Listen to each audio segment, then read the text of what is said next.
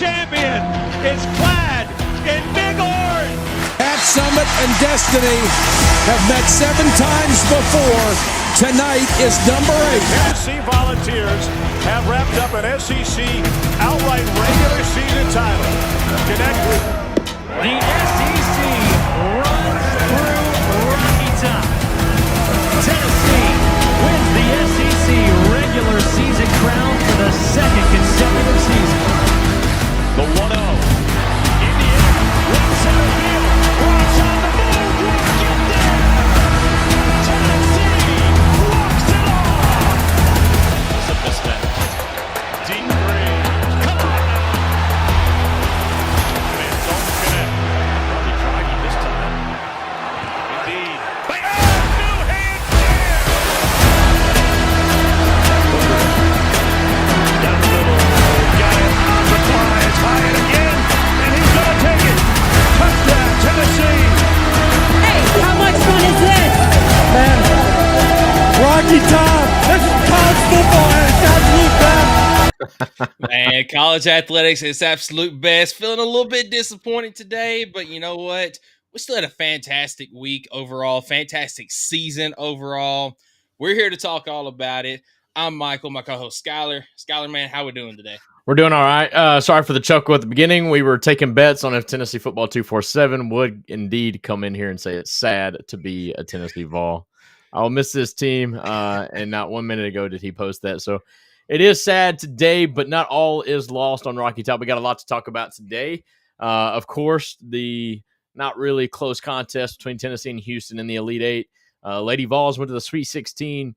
Baseball gets another sweep. We're doing a lot of tours in that sport. That's something that's a bright spot we can look at. And also, another bright spot. What about that softball team today? Yeah, softball team going out to Norman, getting a big series weekend or a series win against Oklahoma. That's right. A big bounce back weekend after the disappointment from last weekend against Arkansas. But we'll get right into all this. But before we do all that, Skylar, would you like to give us our presenting show sponsor? Yeah, you already know it. It is Chris Smith Insurance. As a homeowner, Chris was once let down by an insurance company. So he started an agency of his own, where instead of feeling like a big company is fighting against you, you'll know that your agent is fighting for you. All insurance is not equal. Trust the Chris Smith Insurance right here in Oak Ridge today. Give them a call at 865-272-3387. Now, the difference with Chris Smith, guys, is he's not just going to find you the cheapest coverage or the cheapest rates, because anybody can do that. He's going to find you the best coverage with the best cost, and also is that agent where if something does go wrong, he's going to be there to answer his phone, be at your doorstep, whatever you need to help you through that process. That's truly what sets him apart. Thank you, Chris. And he sponsors the show, man. We can't ask for much more than that. Thank you so much for your continued support. Again, give him a call at 865-272-3387. Michael, we got segment 1. You want to start with the ladies or the men's? How you want to take this? Let's start it with the men's. Get a little therapy session over with. It is fresh on the mind. Therapy session. Let's get it. Yeah, man. But before we do that, I would like to give you our segment 1 sponsor, and that is Optimal Asbestos Services. Optimal Asbestos Services offers detailed asbestos inspections and air quality assessments. Whether you're looking to secure your home or workplace, you can trust Optimal Asbestos Services to deliver thorough and reliable solutions. You can contact Jeff Mull at 865-223-3297 for your consultation today, or go on the web at optimalasbestosservices.com. So it was a really good start to Tennessee basketball this weekend, as I guess third time is the charm, man. Not gonna lie. And I said it on the podcast, man. I did not want to play Kentucky, and I had what I felt like were valid reasons. Played them twice this year. They just shot absolutely unbelievable from the field in both games. Tennessee could not make a shot in either one of those regular season games. I felt like it was gonna happen again, but Tennessee came out and dominated this one from start to finish. It was literally almost a wire-to-wire Tennessee lead. I think the last lead that Kentucky had was with like 17 minutes left to go in the first half. Yeah. Just awesome win, big win to advance to the Elite Eight. It's crazy to think that you had like a stress-free win over Kentucky in the Sweet 16, and that's exactly what you had, though. But I'll go back to what I said last week. If I wanted this team to go as far as I wanted them to, they had to show me they can beat Kentucky. And I felt like other than the score and the lights out shooting by Kentucky, I felt like Tennessee really did play the better game of basketball, just couldn't score the freaking basket. Tennessee, once again, leading in the rebounds by 10, 34-24, and they protected the ball, turned Kentucky over, really had the fast break and the second point chance opportunities. Kentucky, I was sitting there saying there's no way they shoot 50% from the field again. They shot pretty much did. They pretty much did. But the difference is Tennessee got a little hot, shot 51% from the field themselves, and was able to find the win. And man, we all know what happened today, but I'm just so proud of the team for not going out against this team. Like, I don't know. This meant a lot. It kind of helps wipe away getting swept by them in the regular season. To get to your back-to-back Elite Eight appearances for the first time, I think, in Tennessee history. So yes, absolutely. And the key for me in this game, yes, Kentucky shot 50% from the field. Basically, I mean 49% is right there at it, but they only shot 6 of 15 from the 3-point line, which is 40%. But they're averaging like making 10 to 12 a game, shooting 25 to 30 a game. They only shot 15 for the entire game. So only 6 of their 25 field goals in this game were from 3. That was huge. Not to mention the fact that Tennessee out-rebounded them 34-24. And like you mentioned, they turned Kentucky over 12 times in this contest. Let me see if I can find how many points. Let's see. So it really wasn't as bad as I thought, but it was 4 points off of turnovers that they scored. But Tennessee, or I'm sorry, that was for the first quarter. Or first No, you're good. I'll find the full game breakdown of that. But yeah, I mean, they scored points off of turnovers in this game, and they got second chance points in this game. And that is what really helped Tennessee to just dominate this contest. And really, let's see. So Tennessee, it still wasn't, terribly impressive. 11 points off of turnovers. But the big difference, 19 points off of offensive rebounds, 19 second chance points compared to Kentucky's 5, and 3 bench points compared to Kentucky's 6. And you took Ortega away, one of the best players in the conference, pretty much out of the game for the most part. Only had 13 points, and he was 0 of 1 from the 3-point line. Lamont Butler got his. He had 18 points off of 7 of 10 shooting. But then Kobe Brea, who is almost automatic from 3, only had 5 points in the contest. So those 3 guys right there weren't able to get going other than, Butler. They weren't really able to get a rhythm going, and Tennessee just completely suffocated them and got huge games from Zakai, Chaz, and Gainey. Yeah, and one guy that kind of gets a little overshadowed is you almost had a double-double out of Felix Okpara as well. I mean, you had the double-double from Ziegler with the assists and the points, but Okpara, man, he put in work going 4 or 5 from the field, getting 8 points, and then also got 11 rebounds. I think that was pretty key, and I don't think you misspoke earlier, but we had 23 bench points to Kentucky's 6. And that, to me, is huge. Gainey coming off the bench, and really he's not. I love what they said today in the absolute butt whooping that we took. But, they said that Gainey was kind of like the 6th starter. And I didn't realize this, but, like, Tennessee never came out during they announced the starters because of that. They felt like he was one of the starters, and he's definitely played like it. But, overall, it was a really good game. Like I said, kind of stress-free, which was very rare in Tennessee sports, period. Like when you got a high pressure game against one of your biggest rivalries, and I think the first time they've ever met in the March Madness tournament, and 1-0. I'll take it. Yeah, but so I do have the last time that Kentucky led in the game was by 1 point with 17 minutes and 54 seconds left in the first half. So it was basically a wire to wire victory. Kentucky did make just a little bit of a run in the second half. They cut it down to, I believe it was 10. And the difference maker in the game, what was pretty much the dagger, even though there was still 7.5 minutes left to go in the game. That back-to-back play. Yes, the back-to-back play where, so awesome. What was it, a lob or was it a putback dunk from Okpara? I don't really know. I thought it was Chaz. I think it was a Chaz Lanier finish because he went to the ground, got up, and then he was the one that deflected the pass. And I only seen this on the replay. You couldn't watch this live, but Yeah. Chaz Lanier got back up. I don't know. Maybe it was a lob, but I just remember Chaz Lanier going to the ground off like backcourt underneath the rim. He gets back up, and as they're throwing it back in bounds, Chaz from behind tips it out to Zakai Ziegler, who was just feeling it. And he pulls it right then and there, and it was just bang, bang for the Volunteers. And I love that quote, man. I used it on my Facebook. It was nice. That kind of really shut down Kentucky, though. Like you mentioned, that was the absolute moment where Kentucky was trying to make a run, and then Tennessee just wasn't having it. You got to credit Tennessee, man. Almost scoring 80 against Kentucky. Yeah, so I pulled up the clip and rewatched it real quick. It was so Lanier put up a shot that hit off the back rim. Felix Okpara grabs it, slams it home. Okay. And then, like you said, Chaz Lanier, he got knocked down on the play, comes from behind, deflects it to Ziegler, and just drains the three. That 5-point swing in 5 seconds was the difference maker in the game. And it was actually a 12-point game that stretched it back out to 17. And how about Tennessee not allowing Kentucky to get back within 10 at all after they built the big lead in the first half? Kentucky never had a hope. And that one, it was just the dagger that took Kentucky's hearts.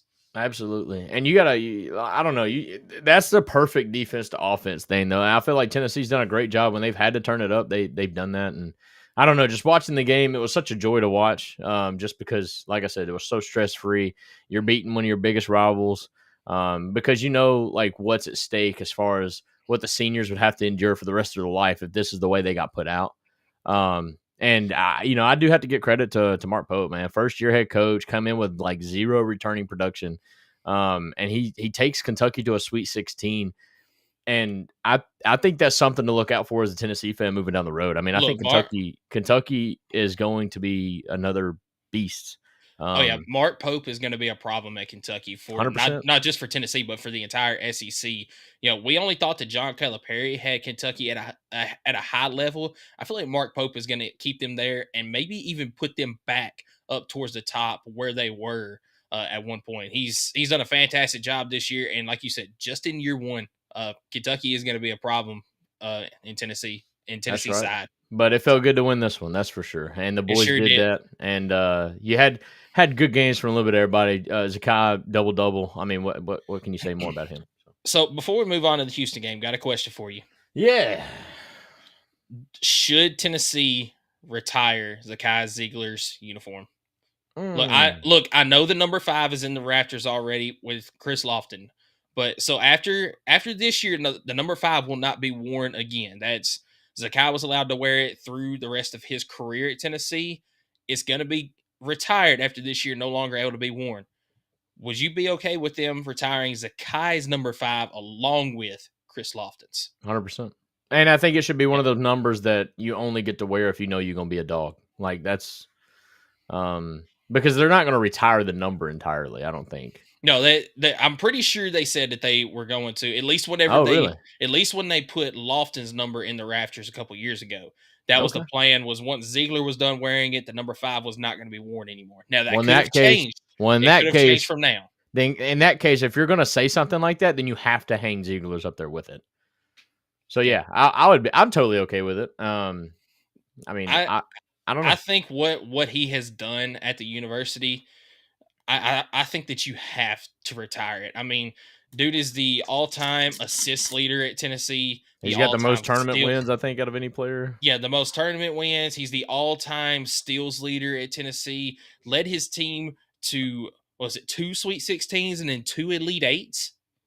I believe so. In his 4 years? I mean, how can you not retire that number? And I guarantee Chris Lofton, if it's brought up to him, hey, are you okay with this? He's going to say, 100%, man.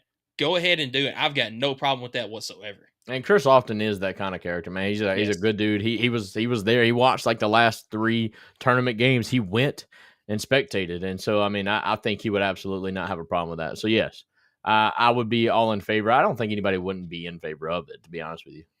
Yeah, I completely agree with you. Now, you might have some old heads that would be like, well, I mean, you can't have 2 people retired wearing the same number. Why not? I mean, they both meant so much to the program. Why not? I disagree with that take. Yeah. So, you got anything else on this Kentucky game? No, man, it just felt good because at that point, Kentucky could only say one thing, which they are right about, but, they just reverted back to the no Final Fours. Wow.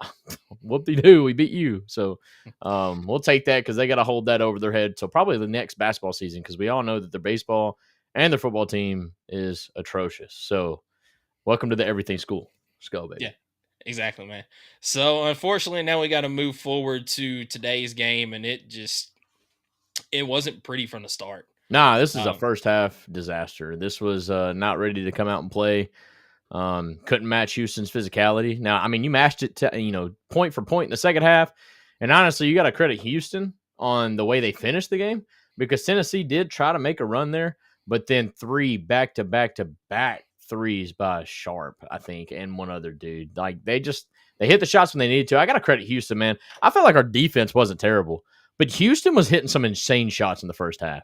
Like they had Go ahead. Sorry, go. Well, I was going to say that was the difference in the game was, I felt like both defenses played fantastic, but Houston knocked down shots and Tennessee didn't. Because Tennessee had looks. They just couldn't knock it down. Well, shots. Houston was like creating shots by themselves. Like they had like 3 people hit step back threes in the first half. And I'm just like, what are you going to do about that? Like they're literally guarding them as best as they can.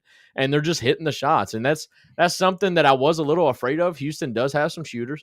But I was just, 1, being a homer, 2, seeing Houston go wire to wire with Purdue and having that last second bucket on the inbounds play. I'm like, that's going to be some hangover there. I thought Tennessee's comfortable win over Kentucky wasn't going to bother them as much as it did.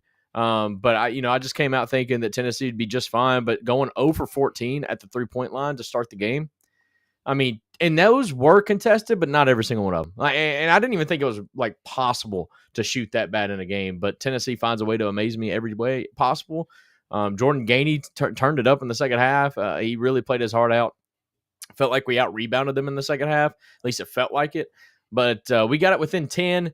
We missed some free throws to get it back down to single digits, and I felt like that was kind of the gut punch. When you miss those free throws, it really takes a toll. And then we went from I think that was the play where it went from an and one with the counted bucket to where it was the wrong call, so they corrected it. So then it was no bucket, free throws, you miss it. And it was like a 5-point swing there. And you just can't have that. Can't have that. But credit to the boys for coming out in the second half and at least losing with dignity. Because that first half was hard to watch. Yeah. And, a little side note, because you brought it up, that inbounds play that Houston had against Purdue to win it, man, that was a thing of beauty. Oh, yeah. I mean, because Purdue did not have anybody guarding the inbounds pass.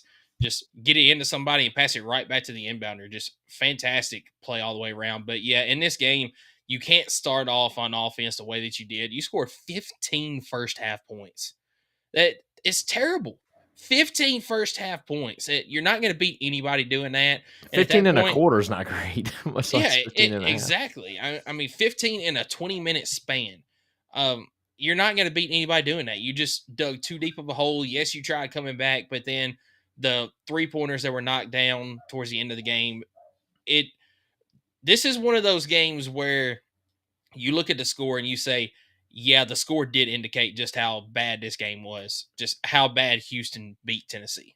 Oh, yeah. Because sometimes you'll see a game like this where the score is big and you're like, well, the score doesn't reflect just how close it was. No, this was a complete butt whooping from start to finish. Like Skylar said, Tennessee did make a little bit of a run in the second half, but it was just too big of a hole to come back from. And, couldn't knock down shots, and you got open looks as well. Like Chaz Lanier in the game, he was 4 of 18 from the field, 2 of 12 from the 3-point line. And I will go ahead and tell you, probably 8 of those 3-pointers that he took, he had space to shoot it. And it was one of those games where he just could not knock the shots down. He couldn't. I don't want to single out a single player here. I just felt like this was one of those nights where I felt like they forced it. They really, for a team that's so mentally tough, I felt like they weren't in this game. Like they got behind early and then it just like they lost all composure. And that's something that I would have thought I'd have heard Rick Barnes say at some point in the game is like, we lost our composure. We got to like lock back in. He never said anything like that. He just said that we got to shoot the ball and make the basket. And I felt like that was all due to kind of like maybe the culture shock of Houston just bodying them up just the way they would do to anybody else. And they really did, in my opinion, lost their composure. They were taking shots that didn't even make sense to take. We kind of, that first half was very reminiscent of Florida. If you remember that butt whooping BTA, where we couldn't even get into the lane. So then we're just pulling and jacking threes left and right. And I felt like that's exactly what we were going to do. And we kind of end up doing that. I mean, at the end of the day, we had 29 attempts. You did make 5 of them thanks to a great second half, or okay second half. Let me put it that way.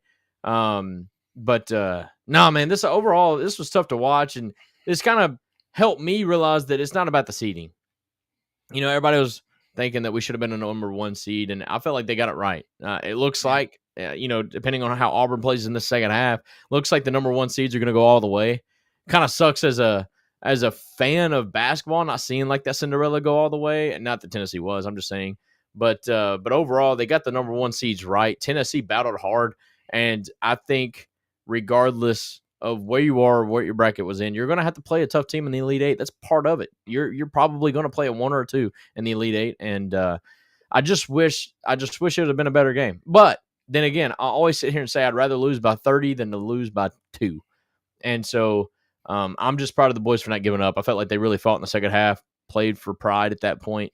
I do feel like the second half play should have been closer than the 19-point spread, but Houston, I mean, they just made the shots when they needed to. We made the defense adjustments to double and whatnot, which always leaves a guy wide open, and they hit the shot. I mean, it is what it is. Credit to Houston. They came out, they were ready to play, and it's the Elite Eight. Everybody had something to play for, and they just came out and played a little bit harder. Yeah, and I completely agree with you. You know, Tennessee did not roll over and, get their butts whooped like they could have. They did battle back in the second half, but like I had said back earlier, it was just too little too late at that point. I do hate it for the seniors on this team. They gave it everything that they had. And, what hurts even more is Jemai and Zakai all week were saying, we don't want to go to the Final Four and win the national title for us. We want it for Coach Barnes. They were playing for Coach Barnes, which rightfully so. What he means to them and what they mean to him, I mean, it's a relationship that will last for a lifetime between that group right there. But, ultimately you did run into a team that they played better than you did. I won't say that Houston is a better team than you, because I do think if you play this team 9 more times, I think it might be a 50-50 split in the games. But this particular game, Houston did come out on top. They were the better team today.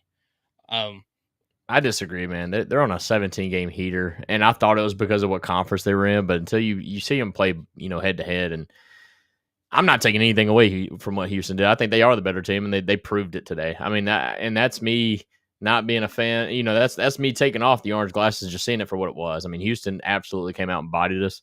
I'm interested to see how they play Duke, because it's 2 completely different styles. But yep. But I do think the better team won today. Yes, they played better, but I think over the course of the season, man, I think they've only lost like 3 games total. So, they're dialed. I mean, they're winning ball. That's all they know. And they did have a close one with Purdue, but I think Purdue was just on a good night shooting the ball, and I think that kind of, I don't know. I just think overall Houston proved to be the better team to me. Not too many bullet points I can prove to say why I can support that, other than the fact that they beat you by 19. So, but overall, I just want to say, like, this was a great season. I'm so tired of fans getting on Facebook. They're not fans, by the way. And they're just like, wow, Rick Barnes can't get it done again. And I'm just like, whoa, brother. And like the headline of Tennessee still hasn't made a Final Four. Look, Tennessee's legitimately only had like 3 opportunities in the last 15 years, and also in their history of the sport. So from 2010 to now, they've made all 3 of their Elite Eights. And yes, they're 0-3 in them. But like, come on now. I just don't think that makes sense. Why is there so much emphasis on the Final Four? Because in my opinion, the Natty's what matters. But I feel like there's teams out there like Kentucky that will sit there and literally hold a Final Four like it's a championship over anything. And I just don't understand why that is, or if that just means they made it to the last weekend of the tournament. Maybe that's something to be proud of. Sure, you're a game closer to the Natty, but in my opinion, if you don't win the Natty, it doesn't matter if you lose in the first round or the last round. At the end of the day, you didn't win a ring. Like, I don't know. Why is there so much emphasis on the Final Four? Yeah, and you were talking about people getting on social media. Rick Barnes can't get it done again, and I had this interaction on Twitter where his actual name on Twitter is excommunicated Negavol. So he's just all the time posting negative stuff. Obviously, like you said, not a fan. This was after the SEC title game loss to Florida, where he says Rick Barnes at Tennessee is now 1-3 in SEC title games and 0-2 in you said whatever that is. 0-2 in the Elite Eight is what he meant. Yeah, it's why completely they call him, completely disregarding that he's made the championship game 4 of his 9 seasons at Tennessee. Yeah, so that's actually what I said. So he said, it's why they call him regular season Rick. I responded with, Rick Barnes has also made the SEC championship game 4 times in 9 seasons at Tennessee. Tennessee, as a program, has only made a championship game 15 times. He won the SEC title in 2022 for the first time since 1979. I've had enough of this Rick Barnes hate. Tennessee is in a great place with him, and he will be hard to replace when he does retire. He's Tennessee's best coach. Yeah. Yeah. His response. And I, sir, am tired of comparisons to our teams of the past. Win something meaningful. He will not be hard to replace for $5.6 million. Whatever. Wow. Whatever. Yep. Rick Barnes is one of the best coaches of all time, not just at Tennessee. He's without a doubt Tennessee's best basketball head coach. Best coaches, and he's done it the right way. Yeah. With the right character. He knows what to instill in his players. Sure, I wish he was a little bit more offensive minded, but at the end of the day, what he teaches our men in the locker room, yeah, Sean comes in hell of a season. Hated to see it end like this. Yeah, I mean, it almost is guaranteed to end somehow, some way. I'm just glad that we lost to a 1 seed, right? You know, it'd suck going to this tournament and lose to a 15 seed or, a seed below you. For sure. But in this case, Tennessee went all the way. We were hoping, like you mentioned, the easiest pass possible. We were pulling for Purdue. And I do think that matchup would have been a lot better. But, at the end of the day, Houston proved why they are the 1 seed. And, I hate it. I think Rick Barnes is undoubtedly the best coach in Tennessee history. But his tenure, in my opinion, I don't think it's over. I think he's back next year. No, I know that he sounds. will be back. Yeah. You never know. But I think he will be back. And I'm hoping that he can make another little run just to prove that it wasn't. I don't know. Maybe to prove to himself that he is the coach that everybody bashes. And I don't know. Thinks in my opinion, I don't think he cares what people think. The dude's 70 years old. I don't know, but at the end of the day, I think he will come back, and I think he'll find the right pieces in the portal. And he's got some talent. JP Oshella is going to be coming back. Cade Phillips is going to be a dog. Who knows? Felix Apara, I think he's back another year. We just picked up I believe he's a 4-star point guard in the 2025 class. We got a 4-star forward from Alabama coming in next season's class. I mean, he's rebuilding and reloading already. That's right. The reason why I mentioned the fellas that I did is that they're big and they proved to you that they can handle it. And I think that's the next thing that Tennessee needs. I mean, how many times do we hear tonight that we had no post presence? Well, I think next year that's going to change. I think Cade Phillips is going to be that post guy. He needs to work on it, but he's definitely got the physicality and mentality of being that post presence that we need. And we mentioned, man, I love the lineup of Phillips and Akpara on the court at the same time. We didn't really see that tonight. Maybe a handful of times for just a short period of minutes. But I kind of was disappointed, especially with how well Houston was out rebounding you, that I would have thought Phillips and Akpara would have been out there together a lot more often. But Igor, disappointed in Igor in this whole tournament, man. I really am. I thought he played really good ball in the regular season and then just kind of went cold when you needed him the most. And I don't know. It is what it is. Yeah. Ifs, ands, buts, shoulda, coulda, wouldas. I mean, all this stuff. Not having JP Estrella for the majority of the season this year hurt. That was a guy you were really looking to step up this year and be that third post presence that you needed, because when Akpara and Phillips both got into foul trouble this year, you didn't really have that other guy that could step up down there. And then say what you will about him, I personally don't. I don't really care for him now. Cameron Carr leaving hurt. That was a depth piece that definitely could have stepped in this year, especially down in the tournament. Very athletic guy that could have helped out at different points. You were I playing. mean, he's a point guard that could have helped, but I mean that had nothing to do with I think why we struggled in the post or anything like that. But he's Oh, no, a I'm Bishop just, Boswell that could have scored.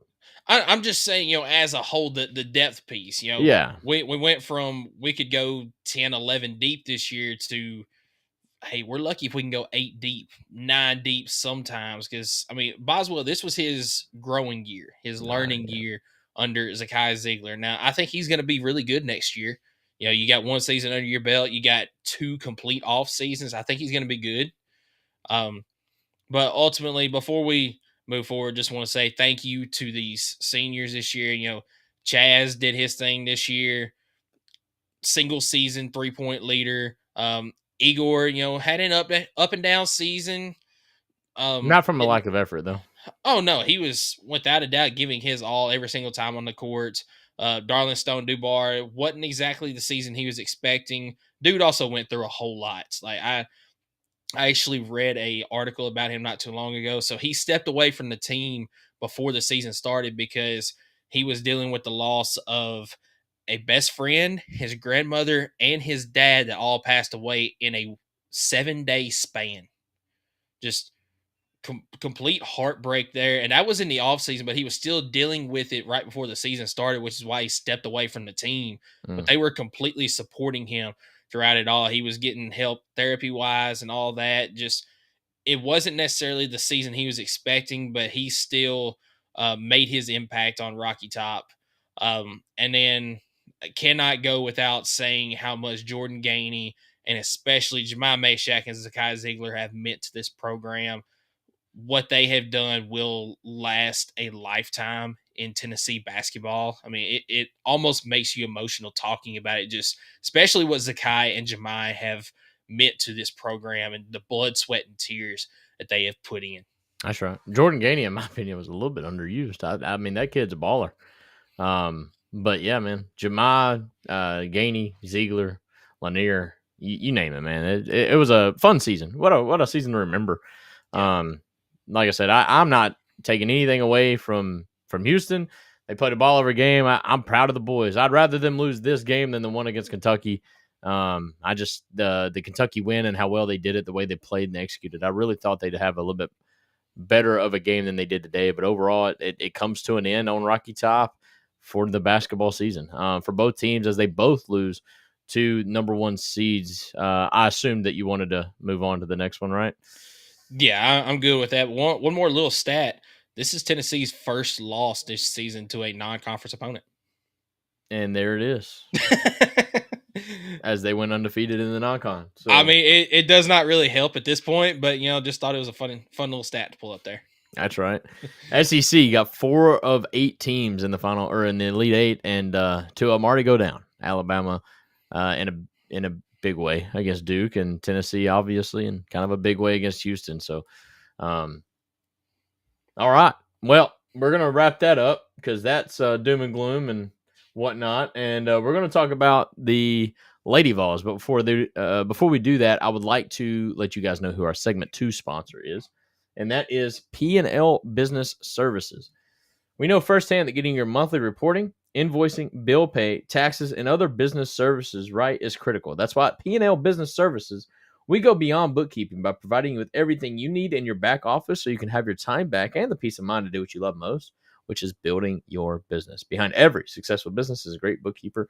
To reach out to P&L Business Services, you just simply go online to pnlbusinessservices.com. We appreciate your continued support. Updated the logo too. Look at that. Yeah. All right, so got to talk about the Lady Vols who beat and defeated Ohio State. It was the Sunday night game, so we didn't get to talk about it last week. But man, oh man, what a game this was! Up and down feelings in this game. Really up for the most part, but then at one point there in the third quarter, man. I think that's the first time I've ever seen us give up a 19-2 run and still win by double digits. That has got to be the craziest thing I've ever seen in my life. Yeah. But yeah. But Kim Caldwell said it herself. This is a team that we can give up a 20-0 run, 19-0 run, something like that. We can also go on a 19-0, 20-0 run. It's just our play style, what it's like. And, within a matter of 2 quarters, we pretty much saw that as Ohio State. They went on I believe it was a 17-0 run to cut it down to a 1-point lead for the Lady Vols. And then Tennessee came right back. Yes, sir. Man, this was crazy. And to do this in their court, that felt really good. This was it was a 4-5 matchup, right? Yep. Yeah, I mean, just to come out, they came out strong, in my opinion. And you could see it in Ohio State's players' faces. I mean, they were gassed. I felt like that 19-2 run was kind of like their last effort. Really gave everything they had to get back into the game, but then they just had nothing left in the tank when they just seen another 5 lady rotation. And it got the best of them. And you could see the frustration on their players. I mean, if you looked at the very end of the game and one of the ladies, you could tell was very much emotional and upset about something. It was not related to our team whatsoever. But she was pretty mad at the players and the coaches for, I guess, not executing their game plan. And that's what I love to see. What about the Lady Vols and the men's? Kind of like, obviously this was in the round of 32, but really like stress free for the most part, other than the 19-2 run, but really taking care of business against a March Madness opponent, which is something that is hard to do, especially when you're a 5 seed playing away on enemy territory. And I'm just go ahead and say it. They avenged the football loss, man. This was great in every aspect. Yeah. So looks like Ohio State, I believe it was in the first quarter, they held an 11-point lead. And, Tennessee came back after that, cut it down. They were trailing 21-17 at the end of the first, and they took the lead in the second. And I don't believe they gave it up again. So from that second quarter on, it was pretty much stress-free, other than the run in the third quarter where Ohio State cut it to 1. It looks like they gave it up in the third when Ohio State on that 19-2 run went up by 1 point. But then after that, it was 57-56 with 2:48 to go in the third. And then at that point, Tennessee just kind of edged away into a 15-point lead. So it was crazy. We actually saw 2 or 3 separate runs between the third and the fourth quarter, as it was 40-35. Tennessee at the end of the second quarter. Ohio State made it 40-37. Then Tennessee goes up 54-37, a 17-point lead, and that was with 6:58 to go in the third quarter.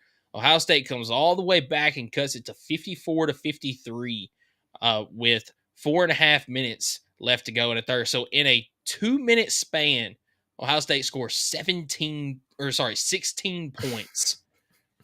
And then Tennessee goes on another little run, ends up being 66-59 at the end of the third period. And then Tennessee just pushed the lead out and never relinquished it in that fourth quarter, outscoring Ohio State 16-8. You saw a fantastic game by Talasia Cooper with 19 points, 8 rebounds, and 5 assists. She did still have 6 turnovers, but she played a fantastic game. Z Spearman. That's the player of the game for me. Z Spearman, absolutely. And you said it last week that she kind of goes under the radar. I've also said this year that Tennessee goes the way Z Spearman goes. If she has a great game, odds are Tennessee is going to have a fantastic game. But if she struggles, Tennessee struggles. Yeah. She's just a presence on the court. And she had 17 in the game, 8 of 10 from the field. And she can score. I mean, she went 8 of 10 from the field.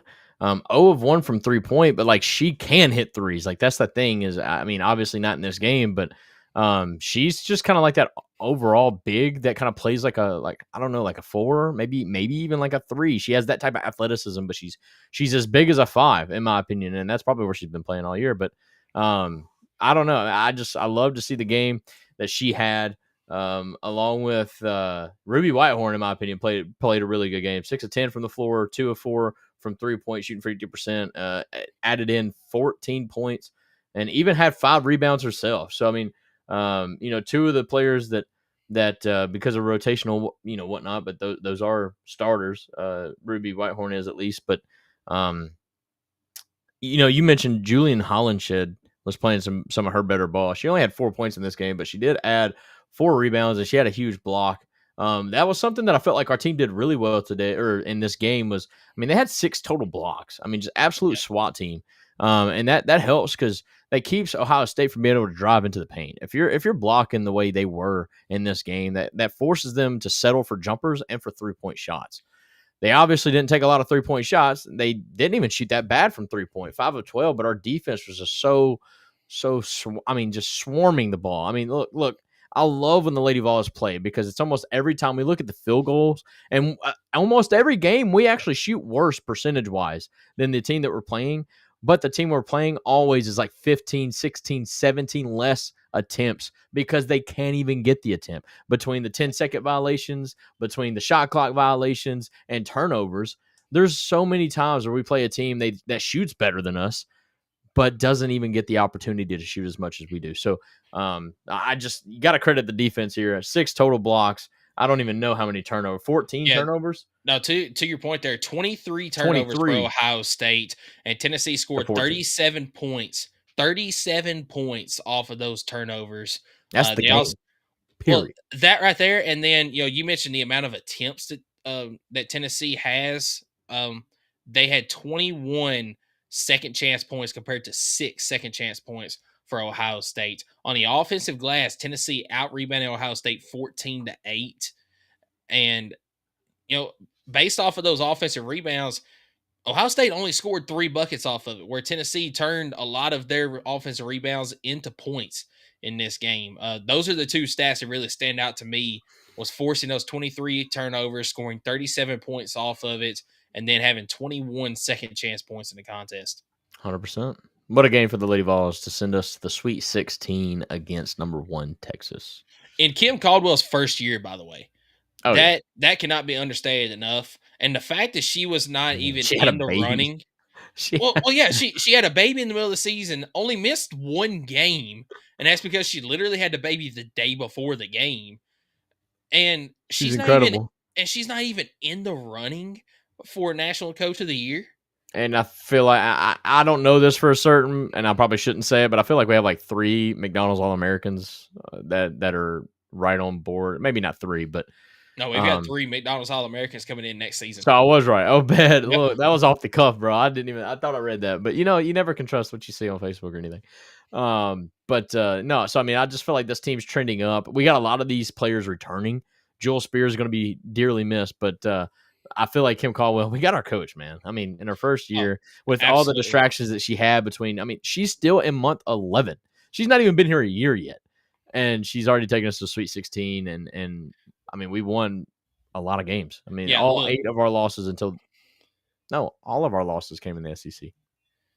Yeah, every single one of them. Every single one of them. All 9 of them. So you know what? That receipt that you have for Kim Caldwell, just tear it up, man. Throw it in the trash. We don't need it anymore. Like Skylar said, we got our coach. We got our coach. Yeah. But we do have to talk about this next game. Let's just end it right there. No, come on, man. The Sweet 16 loss to Texas here, 67-59, and it was a closer ball game until Texas hit a couple of free throws down the stretch. This was literally like a 4 to 5 point ball game the entire game. It was that close. Unfortunately, in this game, not a great shooting night from 3. Did not hit free throws. HYFT. Sam Spencer. Yeah, exactly. And Texas got a really good team. And they're the type of team that you kind of knew Tennessee would lose to just because you don't match up well. Texas got some bigs down low that you just don't have the people to match up very well with. Tennessee, I felt like, did a really good job with that. And actually out-rebounded them, which surprised me. Out-rebounded them 39-36. But when you go 5 of 26 from the 3-point line and you go 4 of 10 from the free throw line, is not a great recipe to win, especially when in the fourth quarter, your stats in the fourth quarter alone were 9 turnovers. 9 turnovers in the fourth quarter. And you only scored, 8 points in the fourth? 9 points. Yeah, still maybe all right, maybe it was 7 turnovers. No, 9 turnovers and 9 points. Yeah. Yeah, it was abysmal. I felt like Ruby Whitehorn kind of got the fumble rooskies there late in the game. Hated to see that. Every time she went to drive to the basket, she hit it off her knee or something, and that was frustrating. But I don't know. I hate to turnovers 100% a problem. I felt like we tried to run the offense too much through Sam Spencer, and I don't know why. I felt like she was forcing it. Now, I don't know. I just felt like we kind of lacked passing the ball a little bit more. And Sam Spencer's a great player. Don't get me wrong, but I mean, I love seeing her drive. But like, I was to the point to where it didn't even matter if she drove to the basket and got the foul because she wasn't going to make the free throws. So why not just continue passing the ball? Find somebody that can at least drive it that has a little bit more size, like a Z Spearman or Talasia Cooper. Now, Talasia Cooper did not have a good game in this game. I'll be 100% honest. I don't know what the stats say. 7 points off of 3 and 9 shooting, 1 of 3 from 3. But it wasn't just the shooting. Like that's what the stats say. I'm saying mentally and the way she played on the court.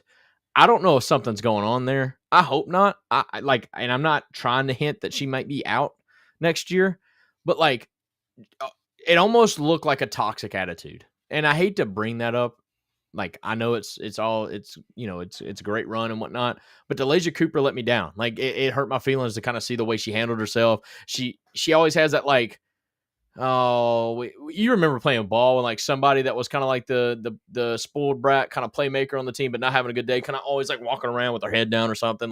They know they're better. I don't know. She kind of gave off that type of vibe. And instead of just flushing it, getting right back in or being proud of the team first, I don't know. She just didn't look like she was that type of player. I mean, it almost looked like she was, I don't know how to explain it. It bothered me to see that visually on TV, not even being at the game. And I don't know, that's your best all around player, in my opinion. And I wonder if that kind of alludes to why she's not been a starter the last couple of games. And I feel like she let the performance of her not shooting well affect the rest of her game. Cause this is a player that we've seen all season long score somewhere around 15 points, a lot of times closer to 20, have about 6 to 8 rebounds, and then about 5 to 6 assists in the game. Her total stat line was 7 points, 2 rebounds, and 1 assist with 5 turnovers in the contest. It's just not something that you normally see from Talasia Cooper. Don't know if maybe she had something going on off the court. Maybe that ankle that she hurt in the very last game of the regular season, maybe that was acting up again. I don't know. It didn't look like it, but ultimately it was just a game where you did have some people step up that you needed to. Ruby Whitehorn had another really good game with 16 points. Z Spearman with a good game. And then Samara Spencer, other than going 1 of 6 from 3 and 1 of 6 from the free throw line, she had a good game as well. Fouled out there towards the end.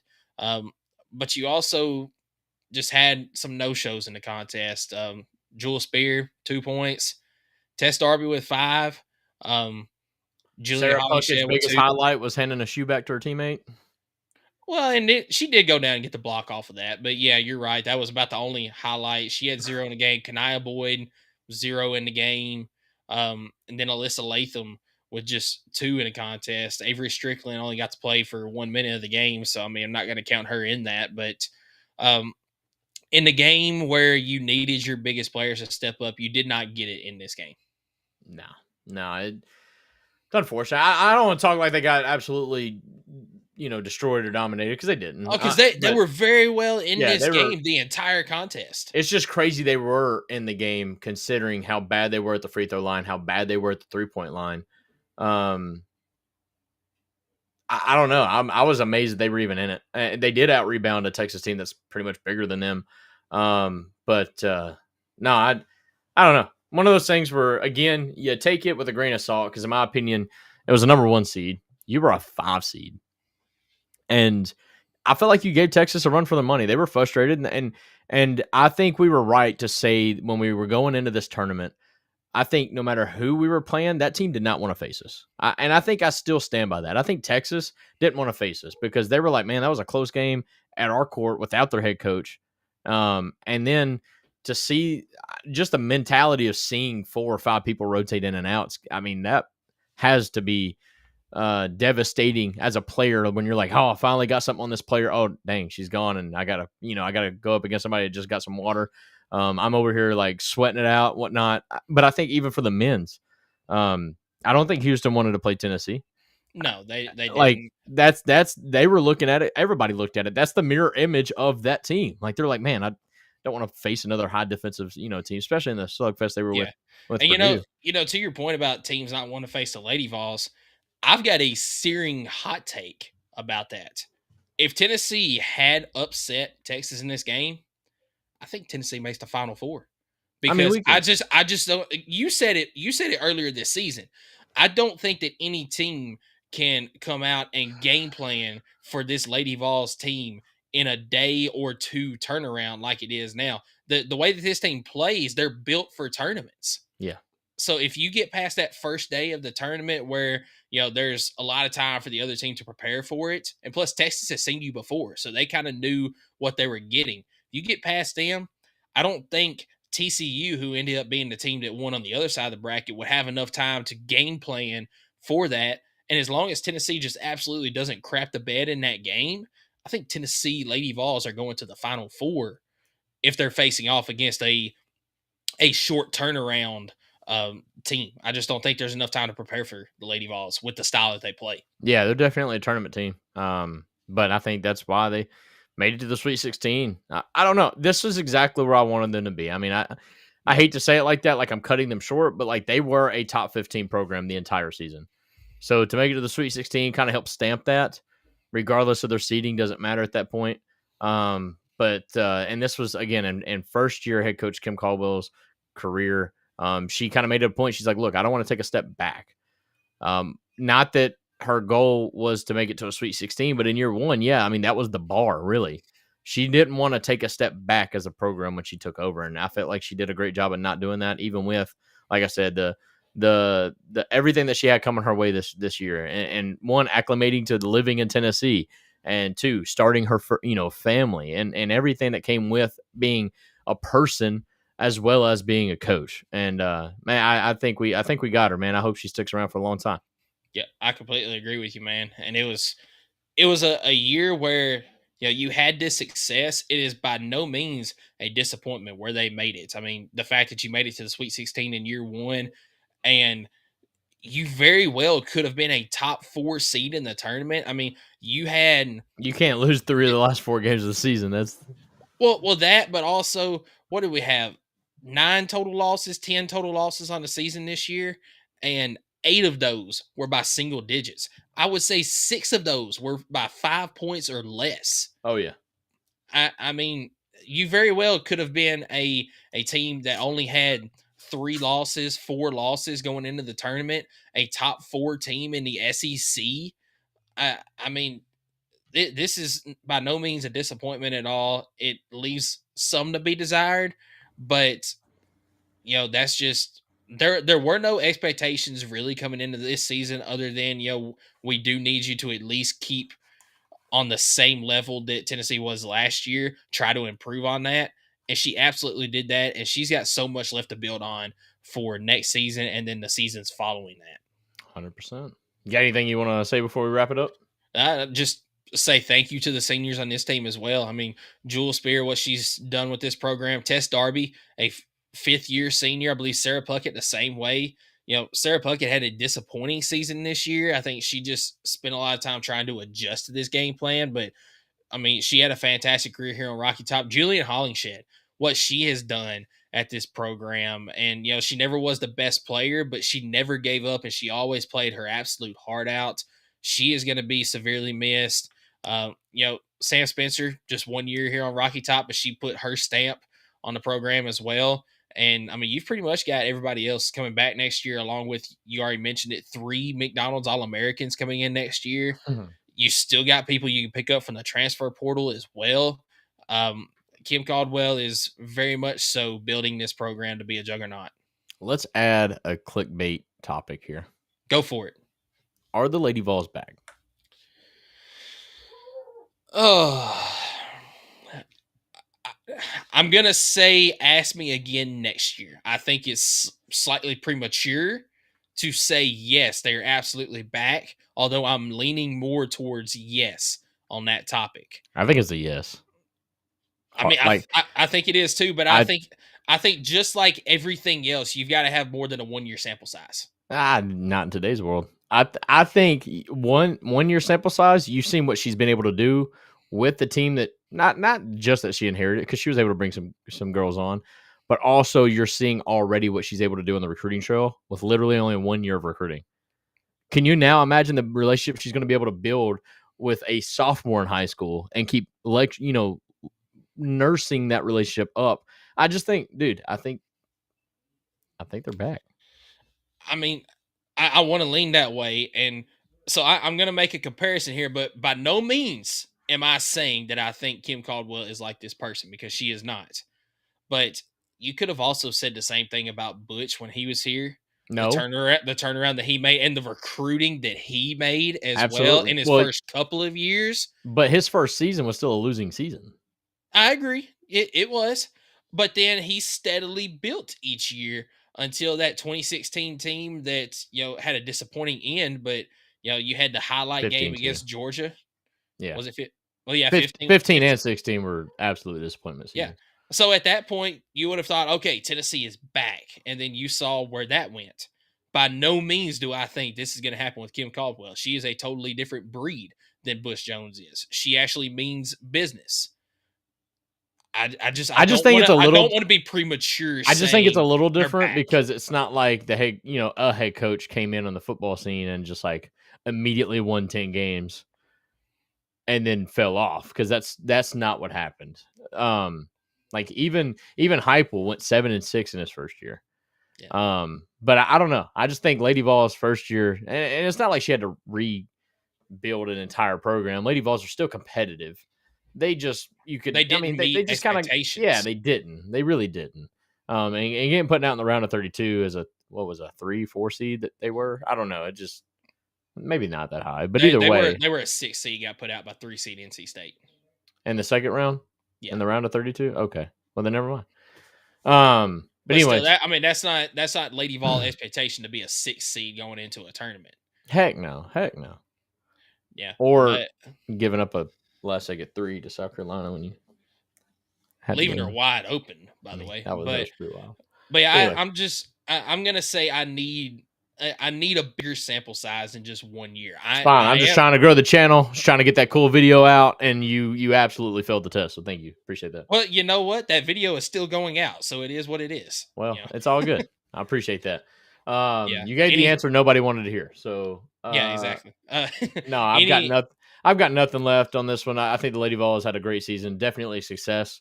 We always ask at the end of the season, was it a success? It's an absolute yes for me.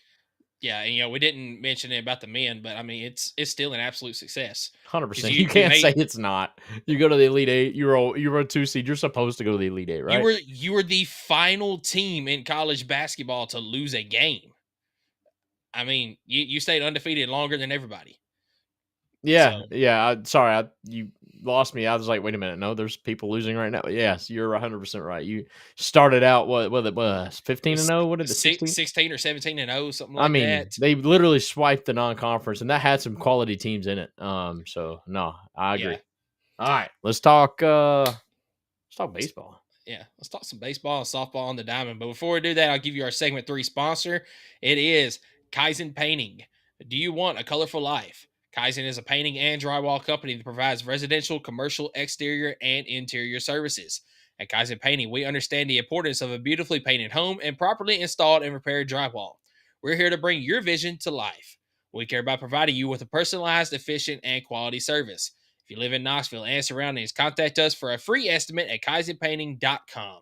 Color your life the Kaizen way. So we will start off with baseball first, as they did get They got those brooms out this weekend. That's right. So we will start with that. Touch briefly on this midweek game. Tennessee put Queens away 14-3. This was a close game until it wasn't. I mean, That's the best way I can put it. I mean, is that not how every game is? But No, like they were literally winning.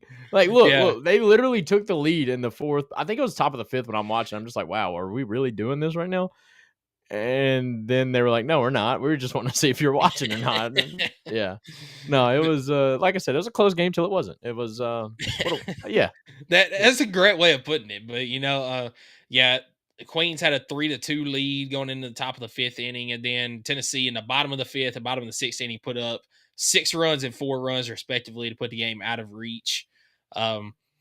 Big day from the plate from Blake Grimmer, as you see there.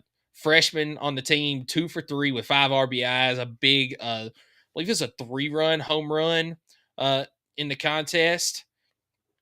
Let's see. Oh, sorry, 2-run home run. That was in the bottom of the 8th inning. That's those 2 runs there.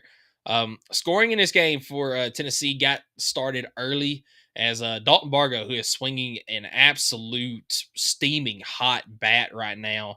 He hit a solo shot in the bottom of the first. Blake Grimmer, he grounded out but scored Reese Chapman in the bottom of the second. 5th inning, bases loaded walk for Andrew Fisher, scored the first one. Then Stone Lawless, bases loaded walk, scored the second run. And Reese Chapman with a 2 RBI single to follow that up. Blake Grimmer with a 2 RBI single to follow that one. All of that happened in the 5th inning for those 6 runs. Then in the 6th inning, Andrew Fisher with a 2 RBI single. Newstrom, sorry, what's his first name? Is it Gavin? I thought. Let's see. Newstrom. Chris Newstrom. Chris Newstrom. I'm so That's sorry. his name. What was I thinking? Gavin Keelan? Yeah, that's probably what you're thinking. Yeah, On Chris Newstrom got up after the Andrew Fisher one with a sac fly that scored Andrew Fisher. And then Stone Lawless scored on a passed ball later in that inning. And then in the bottom of the 8th, Blake Grimmer with the 2-run home run. It was pretty much Johnny Holstaff on the mound with Brandon Arvidsson getting the win. He pitched 2 innings and had 4 strikeouts in those 2 innings. Didn't give up any hits, runs, anything like that. But you got to see a lot of arms that are trying to, be a rotational piece going into the season. Yeah, right on. I don't really have much for you. It's a midweek game, and I don't really care about midweek games, I'll be honest with you. So why did you care so much about them losing Tennessee Tech? No. I didn't. I literally gave credit to Tennessee Tech. Like, what do you mean? No. Really, it was because it was the first loss of the year, honestly. But fair. Other than that. They did not get a loss this week, though, as, start off game 1 against South Carolina, big 11-7 victory. Liam Doyle doing his thing on the mound. Still gave up 5 runs in the contest, but, he went out and still got 11 strikeouts. Nah, he did. I tell you what, though, the Tennessee Vols' ability to get crooked numbers in some innings is that's going to be clutch, because there are those innings where they put up a bunch of goose eggs. But rather than, I felt like last year's team you could always like score 1 to 2 runs an inning just because everybody had that ability. I feel like this year's team, it's like it feeds, right? It's contagious, but it's almost like everybody has like the really good at bats all in one inning, or the next. Like, I mean, we look here. I mean, they had a 5-run second inning, which I thought was really going to put away South Carolina, especially after the 4-run top of the 5th, where now you're talking about going up 10-2, really putting the throat down on them. And then South Carolina just kind of started to mount the comeback. So I don't know. But overall, I was a little nervous in the 9th. We got a little bit too much traffic on the bases. But Tennessee came through. South Carolina, pesky team, man. They would not go away. But Tennessee, and that was all series long too. It was, and that's kind of surprising because I thought this was going to be an easy sweep. South Carolina was only like one of 5, 1 in 5 going into this thing, and Tennessee almost played with the food a little bit too much, but overall got the big win, got a big game from Dalton Bargo. You mentioned the just a smoking hot bat, going 2 for 4, 2 RBI, 2 runs and a walk. Liam Doyle does get the win. But he did give up a little bit more runs than we'd like, kind of raised the ERA a little bit. But overall, man, It is a good SEC win to kind of help the momentum and hopefully stay at number one.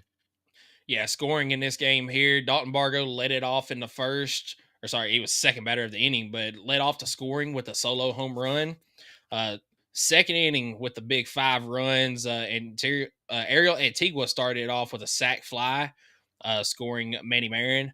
Dean Curley with a RBI single after that. Then Dalton Bargo with an RBI single following that up later in the inning. Then Hunter Inslee with a two-run home run, round out scoring in the second. In the 5th inning, Jay Abernathy with an RBI double, Ariel Antigua with a 2 RBI single, and then Dean Curley with an RBI single to round out scoring in the 5th. Then in the 9th inning, Manny Marion did get a sac fly, scoring Reese Chapman, just adding a little insurance run that luckily the Vols did not need as they come away with the 11-7 victory. On the mound, we mentioned Liam Doyle doing his thing. Tanner Franklin came in and he had a pretty efficient night, got roughed up just a little bit with those 2 runs there in the 9th inning. But then Dylan Lloyd just came in and shut the door on the Gamecock offense. That's right. Overall, good win. Carried it to Saturday where they tried to win the series. Do you have anything left on this one? No, just move ahead to that Saturday game that made me a little bit nervous. It did. There for a little bit. Well, I mean, this was just clutch hitting at its finest. I mean, when you needed it, you got it. If you watch the game, you know exactly what I'm talking about. 7-5, in which South Carolina looked like they really had this game wrapped up. I mean, in the bottom of the 6th, I think they were up 5-3 at that time, or maybe 4-3. And then top of the 8th, you get a massive home run from, was it? It was from Cannon Peebles, was it not? No, that was the last one, I thought. Oh, there was Andrew Fisher was the Andrew first Fisher. home run. Yes, that's what I was looking for. Andrew Fisher hit the bomb, right? And I'm like, yes, that's what we needed. Let's go. But then South Carolina hits, I think, a solo shot in the bottom of the 8th, if I'm not mistaken. It's an RBI single in the bottom of the 8th. RBI single. My fault. To tie it back up. And at that point, I'm like, dang, that kind of sucks because now they get the momentum back. And then Cannon Peebles, in a clutch moment in the 9th, hits a 2-run bomb that really put South Carolina away. And then, man, that was a good feeling because it kind of felt, not that we've never not had the clutch moment, but I felt like when we win and it's pretty easy. But here it kind of proved to me that, like, when it's crunch time, when we need that hit, we came through in multiple times, like in the 8th and 9th. We hit that big hit. And we got folks on base to be able to get that hit too. So in a game where you got out hit, I mean, South Carolina was seeing the ball so well. And you were still able to South Carolina out hit Tennessee, I believe, in all 3 games this weekend. I wouldn't be shocked because they were seeing the ball very well. I know they had 13 hits in game 1. They had 11 in this one. I have to look whenever we get to game 3 to see how many hits it was, but I know in the first 2 games they out hit. I believe it's this game though. As well as our hitting was, Ariel Antigua had the defensive play of the game that saved us from losing this game. Absolutely. Where he took a hit straight from one of the South Carolina Gamecocks. His momentum, I mean, you had a guy on first and second, and this was no doubt in the gap. Ariel Antigua somehow goes back about 45 degrees in a dead sprint. His momentum is carrying him to third base, and he basically dove, got the ball, and then falling down threw it to third, and got the force out. And that was huge, man. That literally saved us. I mean, I know we won by 2, but no doubt was South Carolina going to score 1 or if not more runs if he doesn't make that play. I think that was so clutch, and it's a reason why he's playing that position. I'm not saying Dean Curley can't make that play, but Ariel Antigua makes it way more, in my opinion. Because was it not right after that when Nate Snead came into the ball game? I feel like that was in the 6th inning because I think they scored a run off of that. They did score the run, so yes, I think it was in the 6th. Yeah, bases were loaded, and then they scored the run off of that, got 1 out, and then Nate Snead comes into the ball game after a walked batter, bases loaded once again, and like first pitch double play to get out of the inning. That's something right. like that. Yeah, it was just huge, man, on so many levels. And I know that's a play that's probably going to get overlooked because not everybody's able to watch it. But I wanted that, like Ariel Antigua, 100% defensive play of the game, and no doubt about it. I encourage you to find out if you can find that highlight. I mean, it was such a good play. Such a good play. So Skylar basically went over the scoring in this game. Is in the top of the fourth, you had Reese Chapman with a big 3-run home run to get the scoring started for Tennessee. Then in the eighth inning, you had the 2-run home run from Andrew Fisher, and then in the top of the ninth, Cannon Peoples with the big go-ahead 2-run home run to round out the scoring in this contest. On the mound, Marcus Phillips had another really efficient day. He did give up 3 runs in the contest, but still had a really good day on the mound. 3 runs off of 5 hits, 7 strikeouts. Still a pretty good day. Brandon Arvison came in for a third of an inning, got a little bit roughed up. Only gave up the 1 run, but he did give up 3 hits. And then Nate Snead came in and gets the 3.2 inning win in the contest. Only giving up 3 hits, 1 run. Only had 1 strikeout in that 3 2/3, but you know what? He got outs. Well, That's all you needed. I loved Vitello's mentality about it. I mean, he kind of got roughed up, walked several, people, little out of characteristic. But Tony Vitello was like, "Dude, it's your game. We win or lose, it's you on the mound," and that's exactly what happened. I mean, when we went out there, I wouldn't say he closed the door, because he did give up a couple of runs, I think. But overall, I mean, he locked in, had a very clean, I think, ninth inning. Might have even been 1, 2, 3. But overall, I love the way Tony V was just like, a person that usually subs, he's got a very short leash on his pitching staff. And it was one of those things where when Nate Snead was on the mound, it was like, nah, dude, this is you. Like, you're taking care of it or nobody is. And I think a lot of that had to do with, if we're going into a game 3, there's no sense of burning through the bullpen or whatnot. But overall, no, it was a solid win for Tennessee, a gritty win for Tennessee, clutch win for Tennessee. South Carolina, like I said, like you said, they were not going away easily or without a fight. Yeah, and it's secured. I believe it was the 12th or 13th straight SEC series that Tennessee has won dating back to last season. Just insane numbers that Tennessee baseball has had so far. And it leads us right into game 3, where you go for the series sweep. It would be their second of the season, and you got it today. And so it looks like Tennessee did out-hit South Carolina in this game, but South Carolina still got 10 hits in this game. Sure did. So, I mean, they were seeing the ball. They were hitting the ball this weekend, just couldn't get as many runs across the plate as Tennessee did. Braden Krenzel out of the pen today with a fantastic effort as Tegan Coons, he went 4 innings in the contest and really had a good game.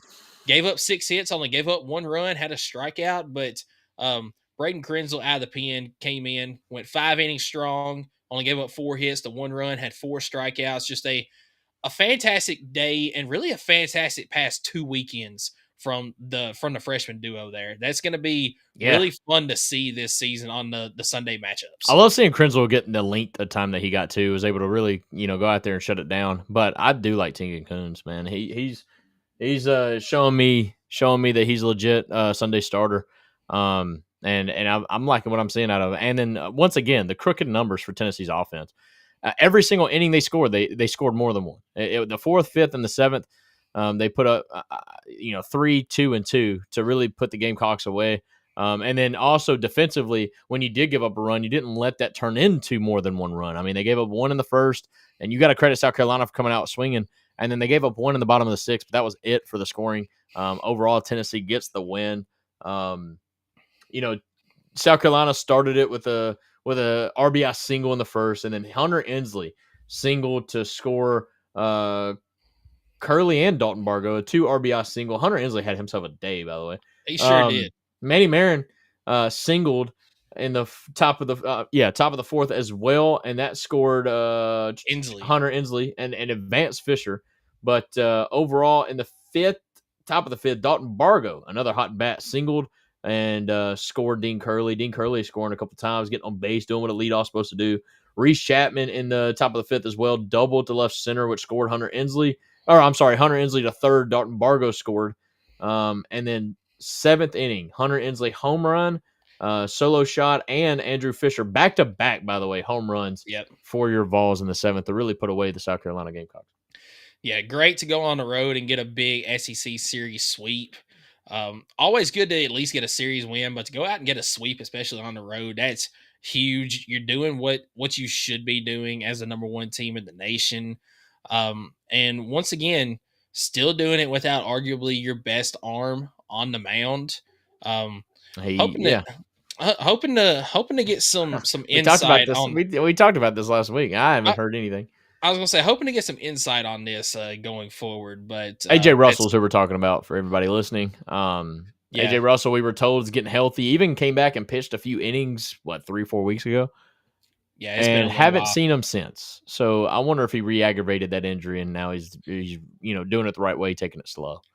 Yeah, I guess we'll see what happens there. But Tennessee, another series sweep this week. You got the midweek game against Tennessee Tech, and then this next weekend, a Friday, Saturday, Sunday matchup.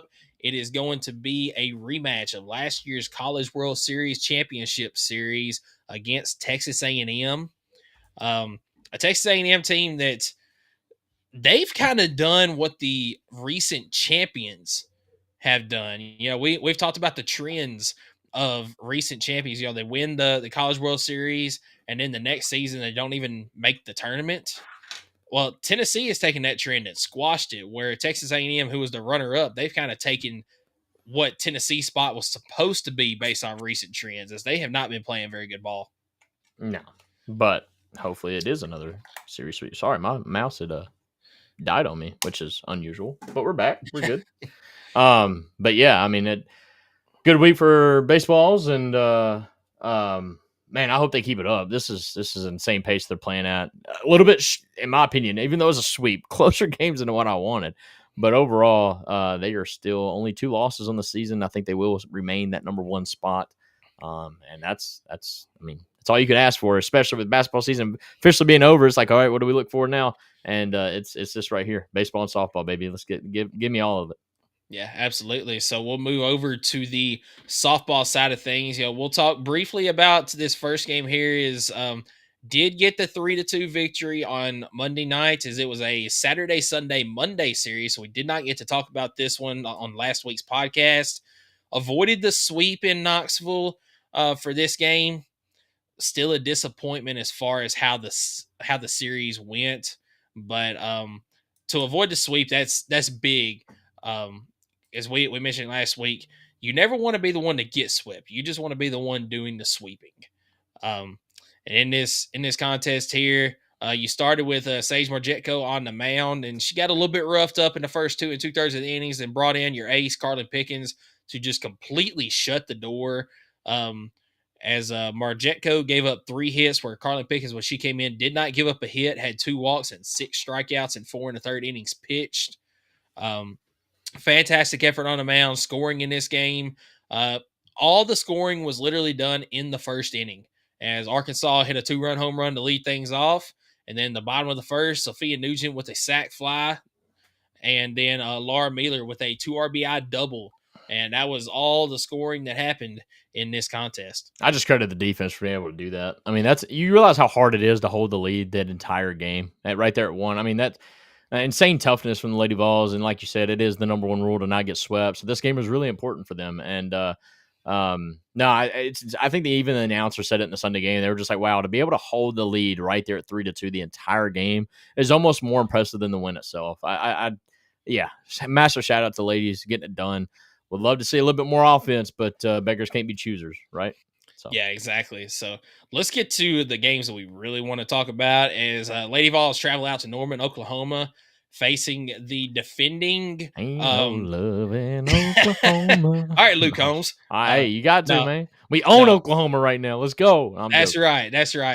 But go out and you face a defending national runners-up, as both of the national runners-up and national champions from last year are in the conference now, Oklahoma and Texas. Yeah, and they were ranked 1 and 2. I mean, yeah. Oklahoma won't be 2 next week, though. Well, it was the first time, I believe, ever that the number 1 and number 2 lost on the same day. Upset. And I think Texas Mississippi State. Was it Mississippi State, though, that upset Texas? I can't remember who it was. I think you're right. But, yeah, number 1 and number 2 goes down. But thanks to Sophia Nugent's big hit, as well as Carlin Pickens just doing her thing, man. 6 innings. I'm sorry, 5 and a third inning. 6 hits, 6 strikeouts, and only gave up 1 run. Man. Yeah, Marjetko got to start in this game, and she pitched really well. Only gave up 2 hits, gave up 1 run. She did have 4 walks in contest, but then brought in Pickens to finish off the contest, a game that went into extra innings. Scoring in this game, you had let's see, Amaya Doyle with the 2-run hit or 2-run home run in the second inning to lead off scoring for Tennessee. Then in the 8th inning, as Skylar mentioned, you had the massive 2-run home run for Sophia Nugent. How big do you think that was for her? You know, because she started off her career at Oklahoma, won a national title out there, Yeah, and then just steps up and hits a 2-run home run in this contest to give Tennessee the lead. And then a little insurance run as Laura Mealer scored on a wild pitch later in the inning. With Gabby Leach at the plate, and then Tennessee's pitching and defense holding in the bottom of the 8th inning to get the 5-2 victory in game 1. I mean, this is back-to-back games, though, that we're looking at. They gave up multiple runs in the first inning and then just absolutely held serve the rest of the way. And got to credit Tennessee for being able to come back and battle the way they did. But, yeah, this is a huge game. And Carlin Pickens kind of had their number for the weekend. I mean, we'll talk about it, but man, she really played some of her best ball, best innings against the best when you got to do it. So shout out to her. Shout out to the defense playing behind her. Shout out to the offense for doing just enough, right? Yeah, exactly. Sometimes that's all you need. Yep, just enough. Yeah, game 2 did not go Tennessee's way, but it was a really good game overall. Just one that you ultimately couldn't get any runs across. I watched the first part of this contest, and Tennessee got runners on, whether it be via walk, via hit, whatever, just could not get runs across the board. Sage Marjetko started the game, and I mean, she pitched fairly well. She did give up all 4 of the runs in the contest, and then Erin Newer came in the 4th inning, and Erin Newer, she's going to be something special for this Tennessee team, a freshman pitcher.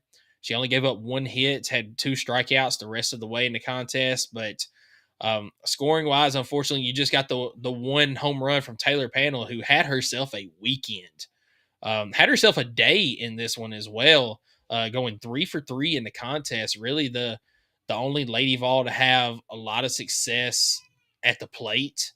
You did have a couple of, Ashley had some reach on errors. Is what happened. Is only 1 batter walked for Tennessee in this contest, but Taylor Panel with the lone solo home run in the game for Tennessee's 1 run. Yeah, I mean, it was Taylor Panel and really nobody else, unfortunately. She had a great game, and that's going to get shadowed by Oklahoma, getting the dub, but also just the rest of the offense not really being able to do or manufacture anything really. So it's unfortunate, but what a game for Taylor. I mean, she's kind of been the constant for this offense. She's been really good this year. But overall, Sage Marjetko, just learning, right? A couple games, she's gotten some roughed up, but I think she's the freshman, right? Correct me if I'm wrong. Yes, Erin Newer. Erin Newer is the freshman. Okay, no, yeah, Erin Newer is a freshman. Sage Marjetko is the transfer from South Carolina. Thank you. Okay, well, either way, those two still getting that SEC experience. South Carolina, not so much because she's been in there. She knows what it's about. But at this level, at least, I mean, she's not pitching terribly, just getting roughed up every now and again. I mean, this is a number 2 team in the nation.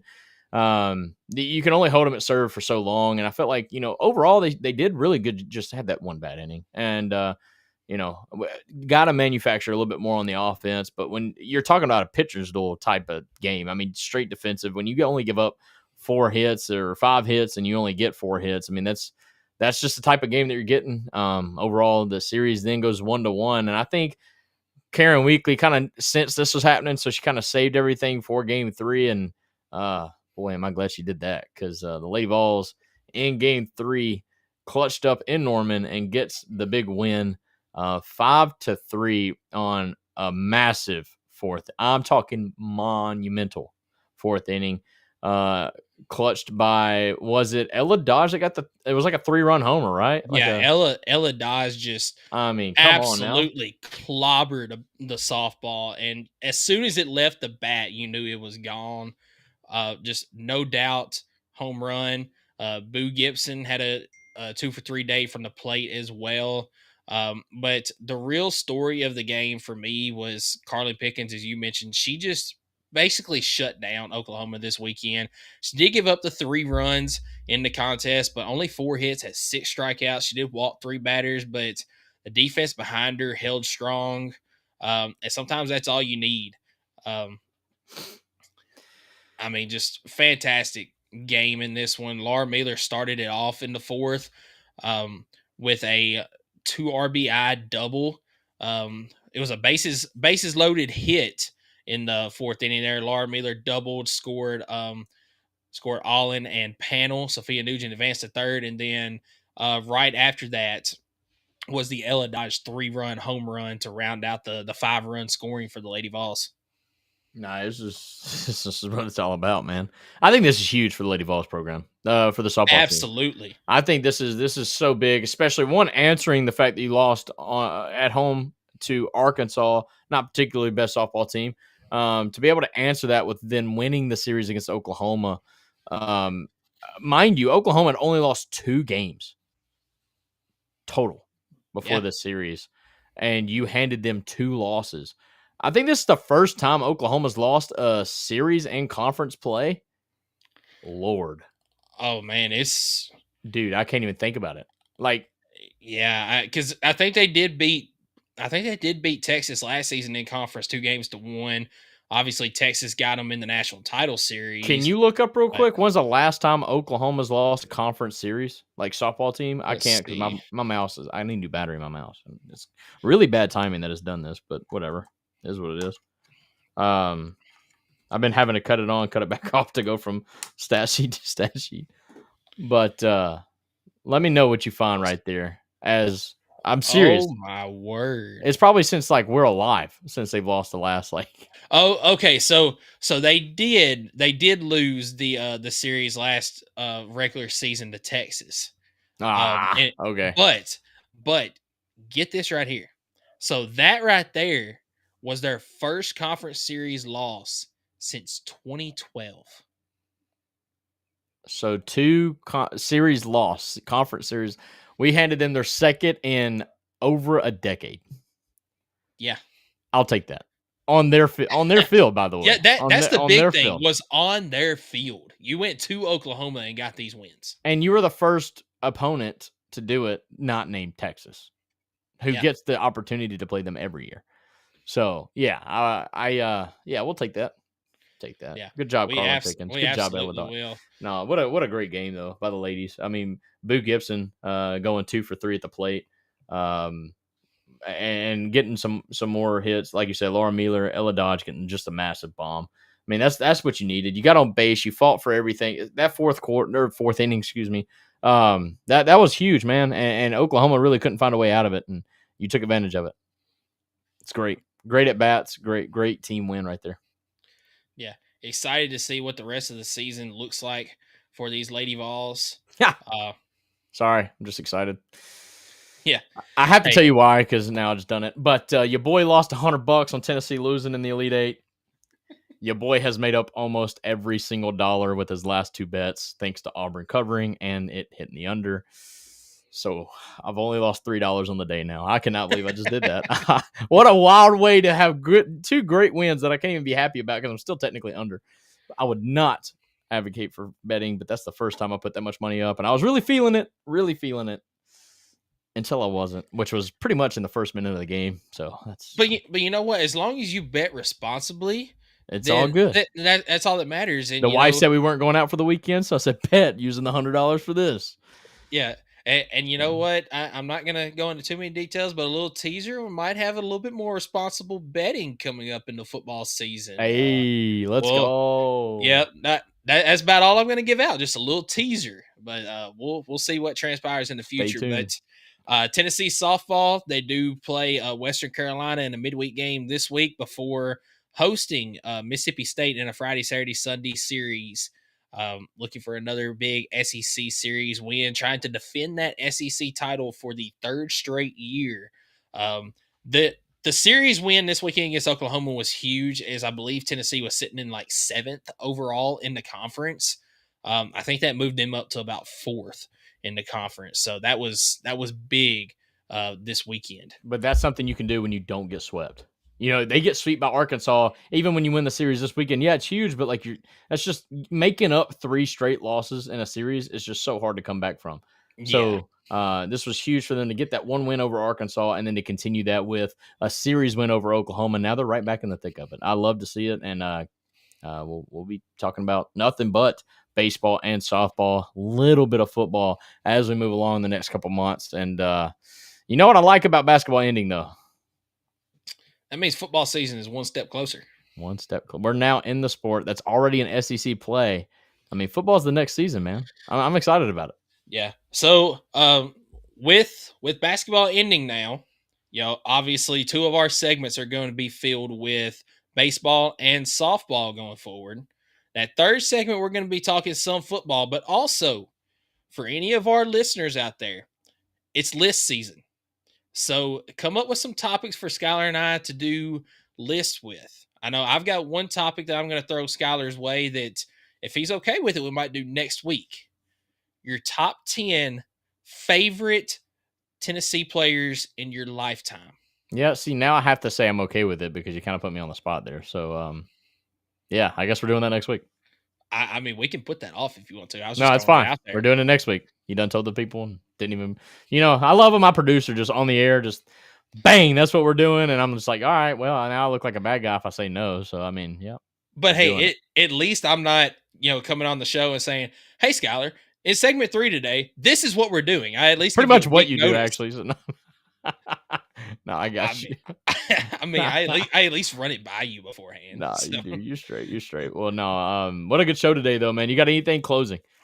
No, nothing closing today. Unfortunate end of the season for both the Lady Vols and the Vols, but it's hard to say unfortunate when both teams had a successful season. Even the postseason success, it's Elite Eight is where I wanted Tennessee to at least make it to as far as basketball goes. I would have loved to have seen a Final Four, but ultimately, you still made it as far as any Tennessee basketball team ever has in the Elite Eight.